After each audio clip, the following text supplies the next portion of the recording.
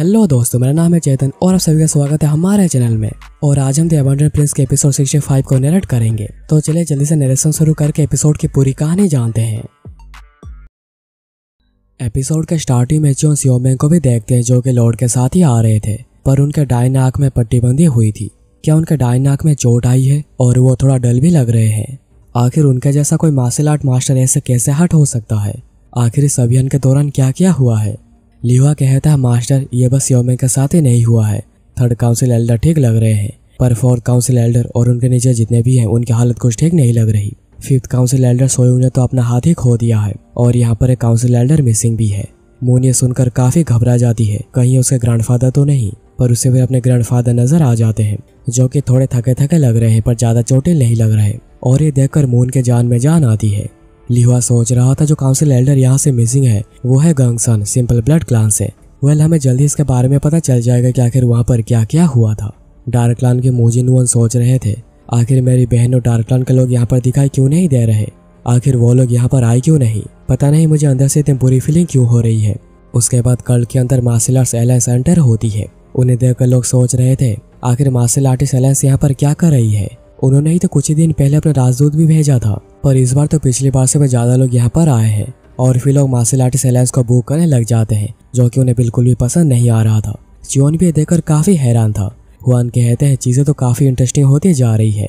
John पूछता है कि आपको पता है कि यहाँ पर क्या हो रहा है। हुआन कहते हैं वो चीजों को इतना अच्छे से छुपा रहे हैं कि मैं कुछ भी समझ ही नहीं पा रहा। एक ऐसा शब्द है जिस पर हमारा कल्ट और मार्शल आर्टिस्ट एलायंस सहमत है और मिलकर काम कर सकते हैं। जॉन कहता है मिलकर काम कर सकते हैं मतलब। फिर सीन कट होता है कल्ट कैसल के ग्रेट हॉल में। लगभग सभी काउंसिल एल्डर्स आ चुके थे पर अभी तक 3 काउंसिल एल्डर्स नहीं आए हैं। फोर्थ काउंसिल एल्डर जाग्योम कहते हैं मैं पूरा श्योर हूँ पॉइजन क्लान के लीडर बहुत ही ज्यादा गुस्सा होंगे जिस वजह से वो अभी तक नहीं आए। हमें उनकी बात भी समझनी चाहिए। उसके बाद 10th, 11th and 12th council Elder के अराइवल को अनाउंस किया जाता है। सोयू कहते हैं शायद तो डिमोट होने के बाद लूजर के साथ ही घूमने लग रहे हैं। तभी 3 काउंसिल एल्डर्स एंटर होते हैं पर वो सभी बाइकों के बदले जॉन को देखकर काफी शौक थे। जॉन कहता है ग्रीटिंग्स काउंसिल एल्डर्स, मैं हूँ आपका नया 12th काउंसिल एल्डर जॉन। सोयू कहते हैं क्या 12th काउंसिल एल्डर। जाग्यूम कहता है क्या इसका मतलब उसने बाइकों को हरा दिया है और छठे टेस्ट को पास भी कर लिया। मोजिनवन सोच रहे थे शायद इसी वजह से यहाँ पर पॉइजन क्लान दिखाई नहीं दे रही।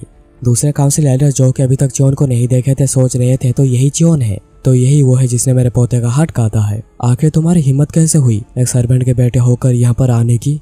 और क्या तुम्हें लगता है हम लोग तुम्हें यहाँ पर एक्नॉलेज कर लेंगे। तुम शायद यहाँ तक तो अपने लक्ष्य पहुँच गए पर तुम्हारा लक यहाँ पर ही खत्म होता है। सोयू सोच रही थी यहाँ पर तुम्हें कोई भी काउंसिल एल्डर के तौर पे स्वीकार नहीं करेगा।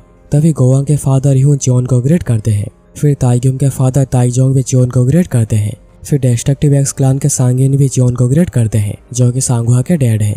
ये सब देखकर जाग्यूम बहुत ही ज्यादा गुस्सा हो रहे थे। आखिर उनकी ये सब करने की हिम्मत कैसे हुई, क्या वो हमें धोखा देना चाह रहे हैं। जॉन सोच रहा था गोवांग, ह्योबोंग और बाकी सबऑर्डिनेट्स ने काफी मेहनत करी है। सोयू सोच रही थी हम जब यहाँ पर नहीं थे तो आखिर यहाँ पर क्या क्या हो गया है। मोजिनवन वहीं पर सोच रहे थे एक ऐसा मच्छर जिसे हम कभी भी मसल सकते थे वो इतना बड़ा हो गया है कि हमारे सामने थ्रेड बनकर खड़ा हो गया है। फिर लॉर्ड के अराइवल को अनाउंस किया जाता है और लॉर्ड आकर अपने सिंहासन पर बैठते हैं। सभी फिर पूरे रेस्पेक्ट के साथ लॉर्ड को ग्रेट करते हैं। लॉर्ड का इशारा समझकर माराक्यूम कहते हैं आप सभी अभी बैठ जाइए। जॉन तभी लॉर्ड को देखकर कुछ नोटिस करता है। लॉर्ड की ब्रीदिंग तो काफी रेगुलर है, क्या उन्हें कोई इंटरनल इंजरी हुई है। पर उनका चेहरा तो आमतौर पर जैसा दिखता है वैसा ही दिख रहा है, तो वो काउंसिल एल्डर्स जितने चोटिल नहीं हुए हैं। तभी सियोमेंग जॉन को देखकर खड़ा हो जाते हैं। आखिर वो बच्चा क्या है, मैं जो देख रहा हूँ उसके ऊपर बिलीव कर पाना काफी मुश्किल है। उसकी की स्ट्रेंथ तो पूरी अपराइट है, मतलब वो मुझे ऑलरेडी स्ट्रेंथ के मामले में पास कर चुका है। लगता है कि मैं उसे और बच्चे के तौर पर ट्रीट नहीं कर सकता। जॉन यहाँ पर देखता है कि लॉर्ड उसे बड़े गुस्से से घूरते जा रहे हैं। उनकी आंखों की चमक तो किसी शार्प स्वॉर्ड की तरह है। वो छुपाने की काफी कोशिश कर रहे हैं पर मुझे पता है वो मुझे यहाँ पर देखकर काफी सरप्राइज हुए हैं। माराक्यूम फिर कहते हैं हम अभी हॉल मीटिंग को शुरू करते हैं। 9th council Elder Sama, please castle में लॉर्ड के एब्सेंस में यहाँ पर क्या क्या हुआ है पूरी डिटेल में बताइए।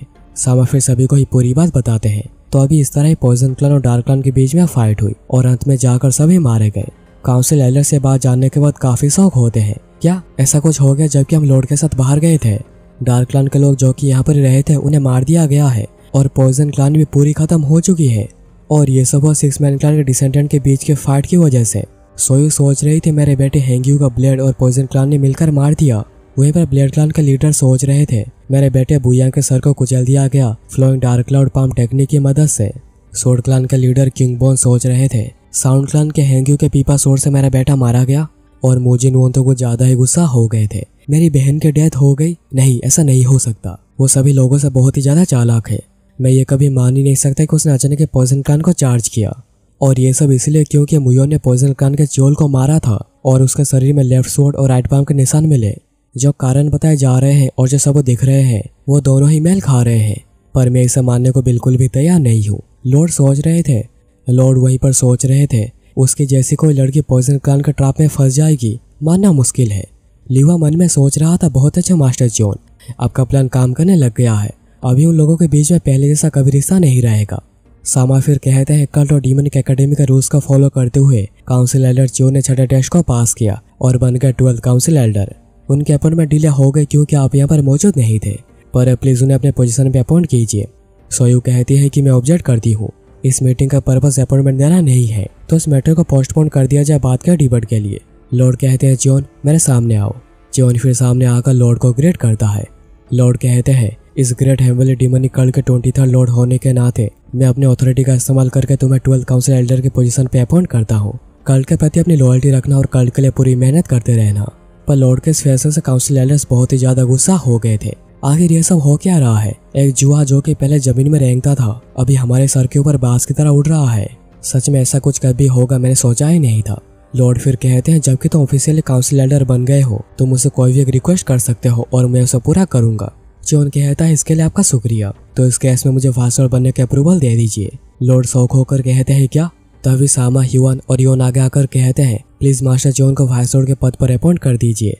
4th काउंसिल एल्डर जाग्युम सोच रहे थे उसने ये सब कर दिया तो वो पहले से इसके पीछे ही पड़ा था। सियोमेंग वहीं पर मन में सोच रहे थे मैं सामा की बात तो समझ सकता हूँ, पर वो योन और हुआन को लेने में कामयाब रहा। उसने ऐसे दो को कन्विंस कर लिया है जो कि कल्ट के तो सबसे अजीब है और उन्हें कंट्रोल कर पाना बहुत ही मुश्किल है। पर मेरे स्टूडेंट बहुत ही अच्छे, तुमने ये सब कर दिखाया। अब वो सभी कुछ भी नहीं कर सकते। अगर वो यहाँ पर ऑब्जेक्ट करते जाएंगे तो उन्हें बस यहाँ पर सबके सामने अपमानित होना पड़ेगा। लिवा मन में सोच रहा था लॉर्ड के अप्रूवल से उनका वर्स्ट पॉसिबल सिनेरियो आ जाएगा। लॉर्ड कहते हैं कि आप 3 विटनेस मेरे सातवें बेटे को वाइसलॉर्ड के तौर पे स्वीकार करते हैं। हुआन, सामा और योन कहते हैं हम मास्टर जॉन को वाइसलॉर्ड बनने के वर्दी समझते हैं और उन्हें इसके लिए एक्नॉलेज करते हैं। लॉर्ड फिर कहते हैं तो फिर मैं ऑफिशियली। तभी हमें मोजिन वोन को दिखाया जाता है जो कि बहुत ही ज्यादा गुस्से में थे और सोच रहे थे वाइसलॉर्ड की रिक्वेस्ट ऐसे करे जैसे कि उसकी नजर हमेशा से इसके ऊपर थी। तभी लिवा मोजियन के गले पर सोड रखकर कहता है अपना ये किलिंग इंटेंट यहाँ पर मत दिखाए 1st काउंसिल एल्डर। और आखिर आपकी हिम्मत भी कैसे हो गई कि लॉर्ड के सामने ऐसे बिहेव करने की? मोजिन फिर गुस्से में कहते हैं क्या तुम्हें लगता है कि मैं तुम्हारे चालाकी को देख नहीं पा रहा? जॉन उन्हें देखकर कुछ भी नहीं कहता और बस स्माइल करता है, जिससे कि मोजिन को और भी ज्यादा गुस्सा आ जाता है। पर वो देखते हैं कि लॉर्ड भी इससे काफी ज्यादा गुस्सा होते जा रहे हैं। इसलिए मोजिन जल्दी से बो डाउन कर कहते हैं मेरे इस बिहेवियर के लिए मुझे माफ कर दीजिए, आप मुझे इसके लिए जो चाहे सजा दे सकते हैं। लॉर्ड कहते हैं कि बहुत हो गया, सभी अपने अपने सीट पर वापस जाओ। और फिर मोजिन और लिवा वापस जाने लगते हैं। पर मोजिन मन में सोच रहे थे सच आखिर क्या है मैं पता लगा कर ही रहूंगा और फिर मैं तुम्हें अपने हाथों से फाड़ दूंगा। जॉन तभी उन्हें अपने साउंड टेलीपैथी की मदद से कहता है आप बिल्कुल सही सोच रहे हैं, मैंने ही उन सभी को मारा है। और ये सुनते ही मोजिन खुद को रोक नहीं पाते और गुस्से में हमला करने के लिए आ जाते हैं और flowing dark cloud palm technique का इस्तेमाल करते हैं। लिवा कहता है 1st काउंसिल एल्डर रुक जाइए, पर मोजिन कहते हैं कि मेरे रास्ते में मत आओ और वो इसका इस्तेमाल लिवा के ऊपर ही कर देते हैं और जॉन के ऊपर ट्रू डीमन सोर्ड का अल्टीमेट टेक्निक का इस्तेमाल करते हैं। योन मन में सोच रही थी क्या ये ट्रू डीमन सोर्ड है? जॉन वहीं पर सोच रहा था ये तो काफी स्ट्रॉन्ग है, इसकी power normal true demon sword से बहुत ही ज्यादा है, इसके बस कमजोरियों को ही ठीक नहीं किया गया है, इसे इवॉल्व भी किया गया है। जॉन फिर उनके हमले को 24 डीमन सोर्ड का इस्तेमाल करके रोकता है। मोजिन सोच रहे थे ये तो 24 डीमन सोर्ड है, पर आखिर इस बास्टर्ड को इस टेक्निक के बारे में कैसे पता? मोजिन फिर कोई हमला करते हैं जिसे कि जो रोक नहीं पाता और उसे चोट भी लग जाती है। जो सोच रहा था तो वो अपने दाहिने हाथ से ट्रू डीमन सोर्ड को और अपने बाएं हाथ से डार्क डीमन के क्रशिंग सोर्ड को यूज कर रहे हैं। लेफ्ट सोर्ड राइट पाम के बदले वो लेफ्ट सोर्ड राइट सोर्ड का इस्तेमाल कर रहे हैं और जबकि अपने दोनों हाथों से अलग अलग टेक्निक का इस्तेमाल कर रहे हैं। ऐसा लग रहा है कि मैं एक साथ ही 2 लोगों के साथ फाइट कर रहा हूँ और अगर अभी मेरे पास नैनो ना होता तो शायद मैं इस हमले से मारा जा सकता था, क्योंकि बस चोट लगते ही तुरंत नैनो ने सेल्फ हीलिंग मोड को एक्टिवेट कर दिया है। मोजिन यहाँ पर सोच रहे थे मैं उसे एक ही हमले में मार दूंगा, क्योंकि वो अभी काफी जख्मी हो गया है और वह कुछ भी कर नहीं पाएगा। मुझे पता नहीं कि तुमने कहां से 24 डीमन सोर्ड को सीखा है, पर तुम बस एक ही नहीं हो जिसे कि ये सब आता है।